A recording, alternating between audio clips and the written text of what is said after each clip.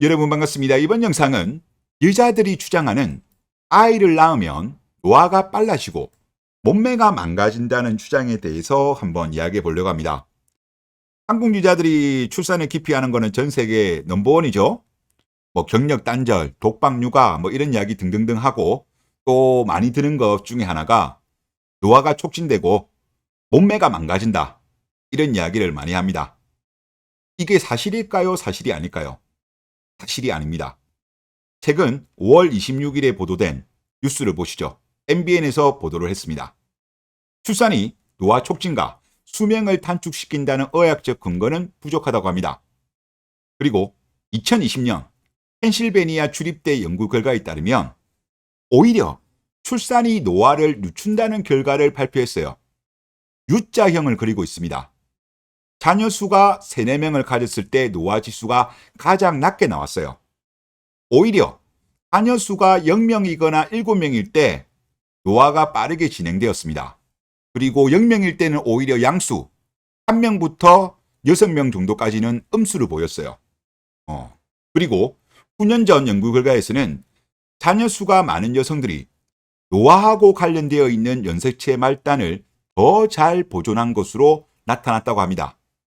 그리고 출산은 유방암, 난소암과 같은 여성 질환을 감소시킨다는 연구 결과도 있다고 합니다. 그러니까 출산을 하면 노화가 심해져서 빨리 죽는다는 것은 팩트가 아니라는 거죠.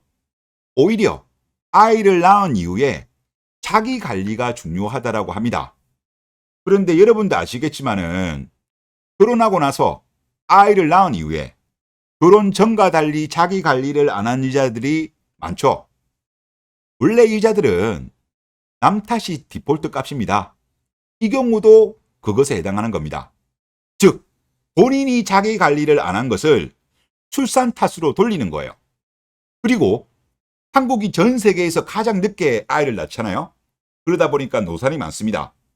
자, 출산 후 몸이 망가지는 이유 중에도 노산도 관련이 있어요. 강양사람병원 홈페이지에 있는 산후 비만과 관련된 내용입니다. 한번 읽어보도록 하겠습니다. 일반적으로 출산 후에는 몸이 부어있기 때문에 분만 후 3개월이 지나야 정상 체중으로 돌아오게 된다. 또 밑에 30대가 넘어 임신하게 되는 노산의 경우 기초 대사량이 떨어져 소비 열량이 감소하므로 체중이 쉽게 증가하게 된다. 다들 아시겠지만 나이에 따라서 기초 대사량이 다릅니다. 남자의 경우에는 15에서 17, 이때가 기초 대사량이 가장 높아요. 여자의 경우에는 12에서 14, 이때 기초 대사량이 정점입니다. 그리고 그 이후에는 나이가 들면 들수록 기초 대사량이 줄어들죠.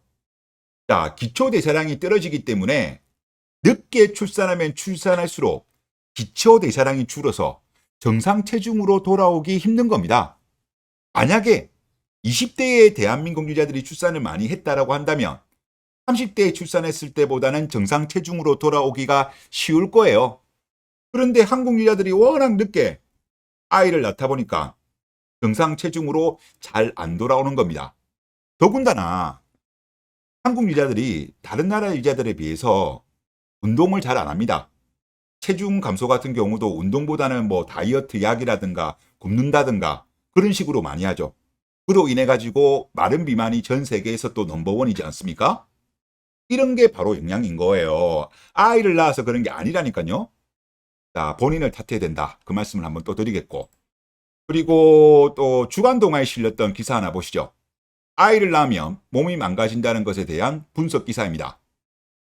출산율이 낮아지는 원인에는 여러 가지가 있겠지만 그 중심에는 역시 출산의 주체인 여성의 의지와 환경이 놓여 있다.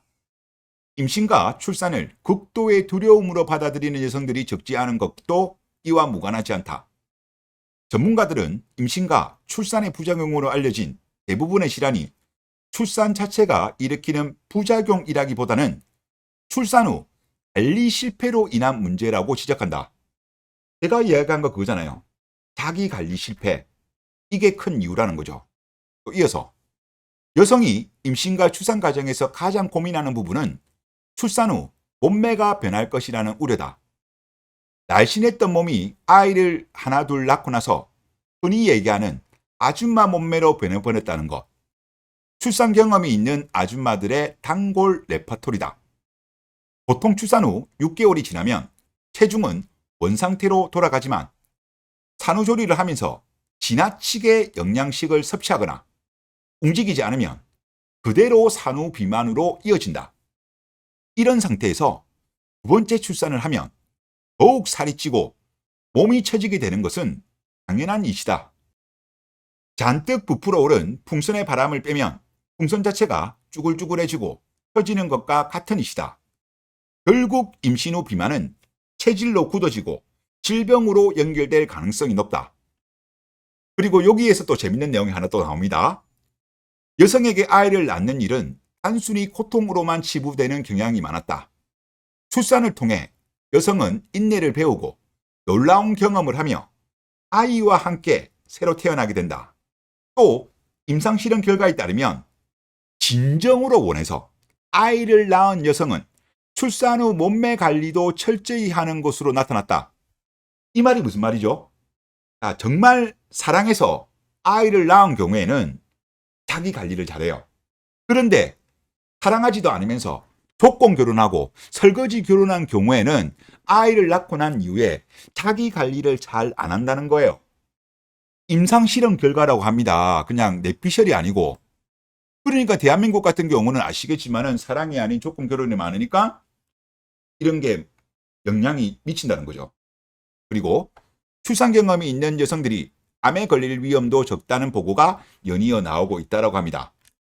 그러니까 정리하면 아이를 낳으면 노화가 빨라진다는 것은 거짓, 몸매가 망가진다는 것 거짓, 오히려 기초대사량이 떨어져서 노산에 영향을 미치고 자기 관리 실패로 보아야 하지 않는가 그런 생각이 듭니다. 그러니까 제발 한국 여자들은 아이를 낳으면 몸매가 망가진다는 헛소리를 하지 않았으면 좋겠습니다.